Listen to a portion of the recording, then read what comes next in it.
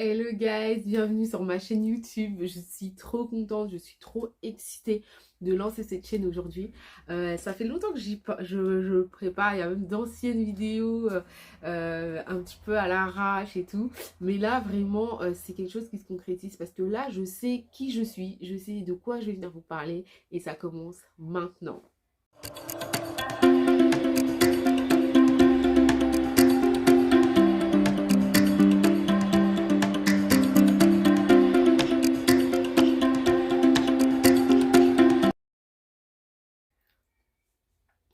Ok, je me présente déjà pour commencer parce que si vous savez pas qui je suis, vous savez pas ce que je vais vous raconter sur cette chaîne, ça risque d'être compliqué. Ok, donc moi je m'appelle Tatiana Tibus, j'ai 34 ans, je suis maman de 3 enfants. De métier, je suis auxiliaire de périculture, donc moi j'ai travaillé en crèche principalement au début. Et puis après, j'ai bourlingué dans les hôpitaux et j'ai vraiment préféré travailler dans les hôpitaux. Je trouvais ça plus lucratif, plus d'autonomie. Et puis on rencontrait plein de gens formidables, que ce soit les patients, que ce soit mettre les bébés au monde, que ce soit accompagner les jeunes mamans, c'était vraiment le top du top et des collègues formidables que j'ai rencontrés dans tous ces hôpitaux.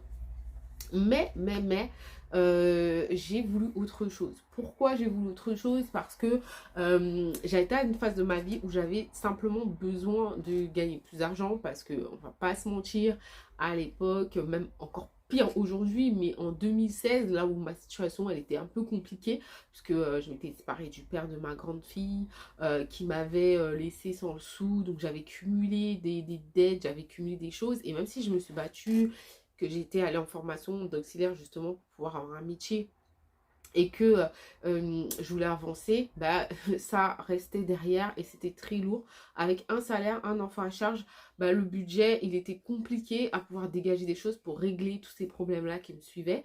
Donc je me débrouillais, mais je chantais qu'il me fallait quelque chose. Donc ça, c'était ma première motivation en fait. De me lancer dans ce que je fais aujourd'hui, c'est-à-dire le marketing de réseau. Aujourd'hui, je suis leader en marketing de réseau sur une société allemande qui s'appelle LR Beauty et j'adore ce que je fais. C'est devenu une passion. Ce qui était au début pour m'en sortir est devenu quelque chose qui est vital pour moi. Sans cette activité, je ne sais pas ce que je ferais aujourd'hui. En tout cas, c'est cette problématique de base qui m'a emmenée, hein, c'est ce problème budgétaire, c'est ce besoin de finances, d'urgence, qui m'a emmenée à faire ça en plus à l'époque de mon intérim et aussi de la fac parce que je suis quelqu'un qui était frustré. J'étais sortie sans diplôme de l'école alors qu'apparemment j'avais une tête bien faite et c'est vrai que j'avais envie de prendre cette revanche, donc je m'étais inscrite pour passer le diplôme d'accès aux études universitaires, le DAEU, option A littéraire, et je l'avais obtenu. Et je me disais, qu'est-ce que je vais faire? Je continue, je vais à l'intérim, qu'est-ce que je fais quoi? Et en fait, c'est venu tout seul. Je me suis lancée. C'est mon papa, paix à son âme, il est parti il y a quelques temps, qui m'a appelé et m'a dit écoute, j'ai un truc pour toi, je sais que tu es en difficulté et ça peut t'aider. Et l'aventure, elle a commencé là.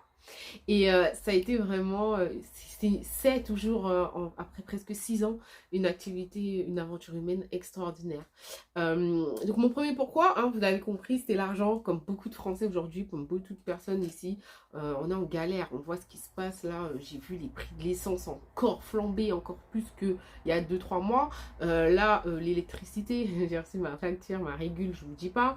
Le gaz, enfin, on est dans une inflation totale, même au niveau des courses. Mes produits habituels que je vais acheter, habituels, bah, je suis choquée en fait. Que se passe-t-il en fait? Là, c'est compliqué. Et en plus, bien sûr, le Covid qui a fait perdre leur travail des gens, le chômage partiel, c'était très compliqué. En plus, avec le pass, certaines personnes ne peuvent plus travailler. Par exemple, moi, si je veux faire de l'intérim, même dans mon métier de base, je ne peux plus. Et heureusement que j'ai cette source de revenus là parce que sinon bah, du jour au lendemain je me serais retrouvée sans rien parce que bon, je ne suis pas vaccinée, ça c'est un autre débat, mais c'est un choix. Et en tout cas grâce au marketing de réseau, bah, j'ai pu me retourner en tout cas à mon business qui est aujourd'hui mon entreprise, puisque grâce à ça j'ai pu passer entreprise, hein. Je suis vraiment plus ce qu'on appelle un VDI, un vendeur indépendant à domicile. Je suis aujourd'hui une EURL, enfin une SARL. Demandez à mon comptable parce que moi je suis nulle, mais en tout cas je suis vraiment une entreprise à part entière. Donc il n'y a pas que ce pourquoi là. Voilà, moi j'ai envie d'en parler parce que Moi, vraiment le salariat, ça a été quelque chose toute ma vie qui a été très très très très très très compliqué pour moi. Pourtant, j'ai eu des super chefs, des super collègues et tout, mais j'ai aussi vu un versant du salariat qui pour ma part en tout cas c'était pas possible. Ça n'allait pas avec ma valeur, mes convictions, qui j'étais, ce que je voulais dans ma vie, ce que je voulais apporter aux autres. Et donc moi j'ai été très vite dégoûtée de l'attitude des gens, des êtres humains envers les êtres humains dans le monde du travail. Il y a plein d'anecdotes que je pourrais vous raconter par rapport à ça. Par exemple, je ne vous dirai jamais, mon chef, moi j'ai fait un contrat en 2000, alors que je vous dis pas de bêtises, c'était en 2010, quand je travaillais encore dans la restauration.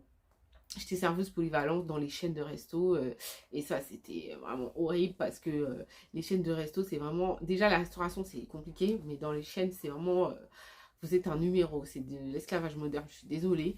Et j'avais mon directeur, on s'entendait super bien avec lui, on mangeait avec lui le midi, enfin le mec super cool, super sympa et tout. Et moi je suis quelqu'un, je suis très très bosseuse. Que j'aime mon boulot ou pas, je suis là pour faire le taf, je le fais. Et en fait c'est vrai que je travaillais dans un contrat qui faisait que pendant 3 mois, j'étais payée 300 euros, mais ça me permettait d'avoir un CDI. Et en fait, je pense que c'était un avantage pour les patrons et nous d'être sûrs d'avoir une embauche derrière. Mais bon, tu avais quand même 3 mois où tu trimais à 300 balles, quoi. Et en fait, vu que je venais d'arriver et que j'étais sur ce contrat-là, lui, ce qu'il a fait, c'est qu'il m'a mis... Je travaillais tous les week-ends, je travaillais tous les jours fériés, jour de l'an, Noël, j'ai travaillé tous les ponts de mai, j'ai travaillé à Pâques. Vraiment, je travaillais tout le temps et il me mettait tous les jours fériés. Et un jour, je vais le voir, je lui dis, écoute, depuis que je poste ici, ça fait presque 6 mois, je fais tous les jours fériés, je fais les week-ends, je fais beaucoup de dimanches, je me plains pas, je suis contente d'avoir du travail, même si c'était payé, laisse tomber, parce qu'on était payé au chiffre. Mais je lui dis, écoute, moi j'aimerais bien avoir 2 week-ends d'affilée, exceptionnellement, parce que je suis quand même là tous les week-ends depuis le début, parce que c'est le mariage de ma cousine, et que bah, c'est moi qui organise son enterrement de vie de jeune fille le week-end d'avant. Et le week-end d'après, c'est le mariage. Donc, je veux juste ces 2 week-ends-là. C'est tout ce que je demande en 6 mois. Je pense que c'est pas ouf demander. Mes collègues, ça les dérangeait pas du tout parce qu'ils savaient que j'étais là tout le temps. Donc, je lui dis, il me dit, écoute, pour moi, il n'y a aucun souci. Je te note sur un post-it, comme ça, derrière. Ben, quand je ferai les plannings de ce mois-là, parce que j'ai demandé 2 mois à l'avance, hein, ben, je saurai et je te mettrai tes jours sans problème. Moi, ça me va. Tu es toujours là. On peut compter sur toi. Voilà, il m'appréciait, donc il n'y avait pas de souci. Donc moi, je suis content. Je me dis, c'est réglé. Les jours et les semaines passent. Et là, préparez-vous les gars. Le planning de ces 2 semaines tombe. Et là, je me rends compte que il m'a non seulement mis à travailler, mais il a basculé pas comme d'habitude où j'avais quand même un équilibre sur mon planning. Non, monsieur, ce qu'il a fait, c'est qu'il a mis quasi la majorité de mes heures sur vendredi, samedi, dimanche, parce que j'avais demandé, en tout cas de pas travailler au moins le vendredi après-midi, pour que, en fait, en gros, bah, non seulement parce que je lui avais dit de toute façon, c'est pas pour vous menacer, mais vraiment, c'est le mariage, c'est le truc. Je ne serai pas là, en tout cas, si vous ne me donnez pas les jours, ça me ferait perdre du salaire, mais il m'a dit, mais non, je vais pas te faire ça, machin. Et en fait, c'est ce qu'il a fait, parce qu'il savait que je ne viendrais pas et que je perdrais mes heures. Donc, je ne serais pas payée, que je perdrais beaucoup d'heures, donc j'aurais pas, sur la paye, sur 2 week-ends, c'est énorme. Et donc il a mis toutes mes heures sur le vendredi, samedi, dimanche et il m'a mis qu'un jour dans la semaine et des repos que d'habitude il ne vous mettait jamais des repos d'affilée, là il m'en a mis, etc. Et alors moi je peux vous dire que je suis quelqu'un d'assez assez fier émotionnellement. Moi je monte pas les choses en fait, je me rabaisse pas. Moi, je t'ai parlé, tu as voulu faire ça, bah, y a pas de souci. Donc, j'ai vu le planning et j'ai vu quand j'ai descendu l'escalier, parce que le planning était affiché en haut près du bureau, il m'a regardé et j'ai souri, j'ai jamais parlé. Et en fait, j'ai même pas prévenu que je viendrais pas parce que j'avais déjà parlé. Donc, la semaine est passée, j'ai jamais rien dit. Et le vendredi, je ne suis pas venue, samedi, dimanche, et le week-end d'après, pareil, il m'a jamais rien dit. D'habitude, il aurait dit, oui, tu aurais pu appeler et tout. Il savait très très bien, genre, je me rappelle pas tout. Ouais, c'est ça. Ouais. Donc du coup, j'ai perdu, ce mois-là, je crois que j'ai été payée 600 euros. Enfin, c'était horrible. Mais bon, j'avais mon conjoint à l'époque. Je m'étais préparée un petit peu, donc je ne l'ai pas trop senti. Et voilà. Mais ça m'avait dégoûtée. Parce que je me suis dit, waouh, tu t'investis dans une entreprise, tu donnes ta moelle osseuse. Parce que moi, quand je vais bosser en fait. Tu fais des choses, t'es là, on dirait que c'est limite l'entreprise de ton papa. Et en fait, le mec, c'est ça qu'il fait. Et des choses comme ça, tout au long de ma vie salariale, j'en ai eu des tonnes, les loulous. J'en ai eu des tonnes et ça m'a saoulée. Et je me suis dit, et en plus j'avais du caractère, moi je rigolais pas. Je me rappelle mon chef dans la restauration, on faisait des heures sup, mais comme on était payé au chiffre, il nous disait, bah non, t'as fait que 30 minutes, je te note pas, c'est pas grave. Moi je restais, tant que c'est pas rangé, machin, je pars pas. Et en fait, par derrière, un jour, j'arrive en retard le matin. Alors, je vous explique, il faut être en poste à 9h. Je rentre en poste à 9h04 minutes et je le vois barrer 9h et mettre 9h04. J'ai pété une durite avec mon directeur, hein, comme si c'était mon meilleur pote. Je lui ai dit, non, mais ça va pas. J'ai pété un plomb. J'ai dit, mais qu'on reste, hein, il m'a dit, mais tu crois quoi? Enfin, c'est parti en cacahuète. On s'est hurlé dessus pendant au moins 15 minutes. Et j'ai dit, bon, on verra maintenant. Et je me rappelle que, donc on finissait le service à 15h avant de reprendre à 19h et on est mangé à 18h. Et ben à 15h, on s'était pris un rush extraordinaire. C'était le bordel, moi j'étais d'office, donc l'office c'est là où on prépare les entrées, les desserts, j'étais là et tout, et le poste frites et tout, et le mec, il est pas là, il est au bureau, et là moi ce que je fais, 15h pile, je vois mon portable, 15h, je retire Charlotte, je retire mon truc, et je vais m'en aller. C'est dégueulasse, c'est le bordel, on s'est pris un rush, donc il y en a partout, de la chantilly, du ci, du ça, c'est dégueu, faut nettoyer le sol, enfin. Et moi je me casse. Et là, mon assistante de direction, elle est comme ça, elle est en panique, elle me dit, tu vas où? Je dis, bah, j'ai fini. Elle me dit, non, mais tu vas pas laisser ton poste comme ça, t'as oublié qu'il faut nettoyer. Je dis, non, j'ai pas oublié. Selon la convention collective, je n'ai pas d'obligation de faire des heures supplémentaires. Il n'est pas écrit ni dans mon contrat de travail, ni dans ma convention collective que je dois laisser le poste propre en dépassant mes horaires en tout cas. Donc à partir de là, j'ai le droit de partir. Et bien sûr, toi en tant qu'assistante de direction, c'est ton rôle justement que les équipements soient propres si le salarié n'a pas pu faire le travail. Donc bah, je t'en prie, la lavette elle est là quoi. Et elle était blême, elle m'a dit non. J'ai dit bah tu diras à Jean-Claude que 9h04 c'est 15h pile derrière. Ok? Donc voilà.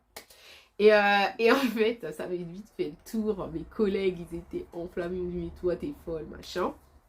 En tout cas, ça a fait son effet. Puisque il n'y avait plus de 9h04, il n'y avait plus de 11h10, il n'y avait plus rien du tout. Parce que nous, on restait, quand c'était 15h, 15h30, 45, 16h, 16h30, c'est déjà arrivé. Pour tout remettre en ordre alors qu'on reprend le soir. Et qu'on n'est pas parti avant 1h du matin. Donc, enfin... c'est plein d'anecdotes comme ça, j'en ai d'autres quand j'ai travaillé en crèche. Alors en crèche c'était magique, je vous ferai ça, une story time sur la crèche. Parce que ça mérite une vidéo entière. Et donc pas de reconnaissance, un gros manque de respect. Et là tu te dis mais toute ma vie je vais faire ça. Non je crois pas, non. Je ne crois pas pour un salaire qui fait de la peine. Et je me suis dit non, moi c'est pas possible. Et en toutes ces années je me suis cherchée et je voulais faire quelque chose qui était à moi. Gagner de l'argent, avoir du temps pour ma fille et en même temps ne plus dépendre des autres, dépendre d'un patron, courber les chines, pouvoir créer, pouvoir... Et c'est vrai que j'ai toujours pensé à l'entrepreneuriat, je pense comme des millions de gens, mais moi je me disais il faut créer un produit, il faut faire ci et tout. Et avec le marketing de réseau, il n'y avait pas ça. L'idée, elle était là, les produits étaient là et on te payait et toi, tu avais juste à créer, développer et le reste, c'était pas ton... C'était ton... Il y a quelqu'un qui s'en occupait. Et ça c'est un avantage de fou. Donc c'est pour ça aussi, ça a été un moment pourquoi la reconnaissance, la liberté de faire un métier que j'aime, de regagner mon temps et bien sûr l'argent, il ne faut pas se mentir. Aujourd'hui, on a besoin d'argent. Pour moi, il est impossible de survivre avec une seule source de revenus, surtout là. 2021, on l'a senti, mais 2022, ça commence fort. Il est impossible. Les dépenses, les dépenses surprises, l'augmentation des charges, les impôts, etc., vous devez avoir une deuxième source de revenus. En plus, ce que j'ai aimé là, c'est aussi la défiscalisation. Genre 50% de défiscalisation, c'est bénéf. Aujourd'hui, j'ai toujours pas payé d'impôts sur mes revenus depuis 2016. Et pourtant, j'ai eu du travail salarié quand j'ai fait l'intérim. J'ai eu mes indemnités chômage qui se cumulaient et je suis montée jusqu'à 3 000 € avec cette activité et c'est incroyable. C'est incroyable, c'est une opportunité de fou, comme je disait Barbara Chapucci. Si les gens connaissaient le statut VDI en France, il n'y aurait même plus de misère et de SDF. C'est vraiment un statut de malade. Tout le monde peut le faire, pas besoin de diplôme. Enfin voilà, c'est génial. Enfin bon, voilà mon métier en fait. Donc là, sur cette chaîne, ce qui va se passer, c'est que vraiment, je vais vous présenter les produits qu'on a, santé, bien-être, cosmétique, beauté, cosmétologie instrumentale, gamme pour les hommes, aloe vera. Vous allez voir, il y a plus de 1800 produits. C'est incroyable. J'ai pas les 1800 chez moi, mais j'en ai plein. En tout cas, des gammes. Et je vais pouvoir vous montrer comment vous allez pouvoir prendre soin de vous avec ces gammes-là. Je vais un petit peu vous partager aussi mon expérience de maman solo. J'étais maman solo d'un enfant. Je suis devenue maman solo de 3 enfants. Et, j'ai pas de chance en amour, apparemment. Et donc, comment je m'en sors avec cette activité. Et ça aussi, des storytelling, des storytime, pardon, sur des petites anecdotes comme ça qui me sont arrivées en tant que salariée, des projets aussi. Je suis écrivain, j'ai sorti un livre que j'ai coécrit avec Olivier Olu et Didier Pont, qui est un recueil de poésie, j'ai un roman en cours, j'ai un recueil personnel aussi, et il y a plein de nouveaux projets qui se dessinent, donc je vais partager ça aussi avec vous sur la chaîne, et vous avez pour vous avoir la possibilité de commencer cette activité si vous en avez envie, de pouvoir aussi commander les produits si vous voulez les tester, vous me donnez vos avis aussi, on va pouvoir échanger, même aussi en tant que femme dans le monde du travail. Enfin, il y a tellement de choses à dire. En 10 ans, j'ai fait de la restauration, j'ai travaillé en tant que conseillère de périculture, assistante de vie aux familles. J'ai vu énormément de choses dans le monde artistique aussi. J'ai fait de la danse, j'ai fait du chant, enfin les relations humaines, les amitiés, oh les relations humaines, surtout quand vous devenez entrepreneur, il y a beaucoup de choses à dire. Donc voilà, j'ai plein de choses à partager, j'espère que ça vous plaira. Abonnez-vous, les premières vidéos vont bientôt arriver, je travaille dur pour vous là, donc abonnez-vous, pour mettez le bouton d'alerte aussi pour pouvoir voir quand les vidéos sont publiées, et restez bien assis, on va avoir plein de choses à se dire. Ok, je vous souhaite à tous des bisous. J'ai vraiment hâte de commencer cette aventure et de faire votre connaissance. Vous pouvez me suivre et sur Instagram, sur Facebook, Tatiana Tibus, et vous pouvez, je vous mettrai de toute façon les liens en description, et vous pouvez aussi, je suis sur Snap, je suis un peu partout, il y a le site internet, je vais vous mettre tous les liens en barre de description et vous allez pouvoir voir déjà un petit peu qui je suis, et on va pouvoir s'éclater. Je vous souhaite à tous les guys une bonne soirée, une bonne semaine, et j'ai hâte de vous retrouver. Ciao ciao.